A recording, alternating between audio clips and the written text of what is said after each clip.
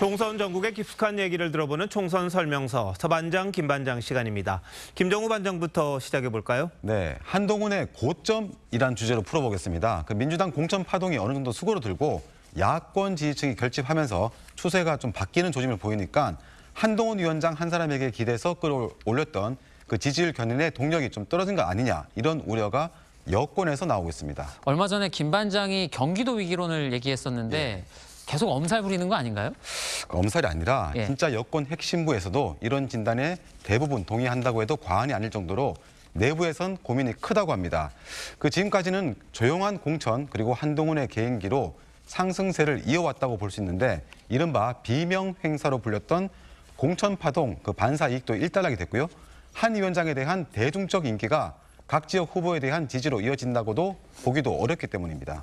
자, 선거 이제 한 달도 안 남았잖아요. 그럼 여당 나름대로 무슨 해법, 고민 이런 게 있을 것 같은데 김 반장 보실 때 이런 추세는 어떻게 분석을 했습니까? 네, 일단 한 위원장 개인보다는 대통령 임기와 정책 어젠다의 측면에서 분석을 해봤습니다. 대통령 임기도 관련이 있다는 건가요? 일단 지금 대통령 임기가 얼마나 남았죠? 지금 총선 지나고 5월이 되면 취임 2주년이니까 3년 조금 넘게 남았네요? 예, 바로 거기 있습니다. 지금 한동훈 위원장이 이렇게 구름 인파를 몰고 다니긴 하지만 투표로 이어지는 표의 결집력은 떨어진다는 평가가 있습니다. 그 결집력은 바로 미래 권력에서 나오는 건데, 한 위원장이 만약에 다음 대선에 출마를 한다고 해도 3년 뒤의 일입니다. 그래서 시기상 표의 응징력은 부족할 수밖에 없다는 겁니다.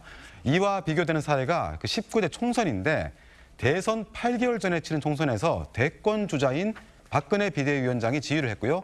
강력한 지지층 결집으로 과반 승리까지 이어진 사례입니다. 물론 그런 요인도 있었을 겁니다. 근데 다만 그때는요, 야권이 분열됐었죠. 또 막말 논란도 있었습니다. 그리고 그 당시에 박근혜 위원장 쪽에서는 경제 어젠다, 그게 있었잖아요. 그런 것들이 좀 선점이 됐던 건 아닙니까? 예, 맞습니다. 그래서 지금 또 하나의 사례를 설명드리려고 하는데, 국민의힘이 왜 일당이 되어야 하는지 이걸 단 몇 초 만에 설명할 수 있어야 하는데, 운동권 청산이나 반 이재명과 같은 프레임만으론 지지율 확대가 어렵다는 겁니다. 유권자들이 이렇게 이 정부와 여당이 무언가 내게 실질적인 도움이 되는 정책을 추진하려고 하는데 거대 야당이 발목을 잡고 있구나, 이런 생각을 해야 표로 연결되는 건데, 지금은 이런 게 안 보인다는 지적입니다.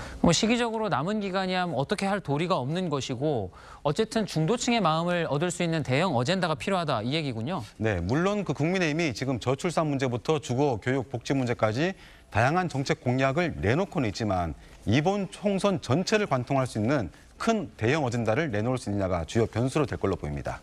아까 언급했던 게 바로 경제 민주화였잖아요. 바로 국민들 머릿속에 딱딱 들어왔던 건데 그게 없다 보니까 하루아침에 나올 건 아닌 것 같고 고점 넘는 게 정말 쉽지는 않아 보이는군요.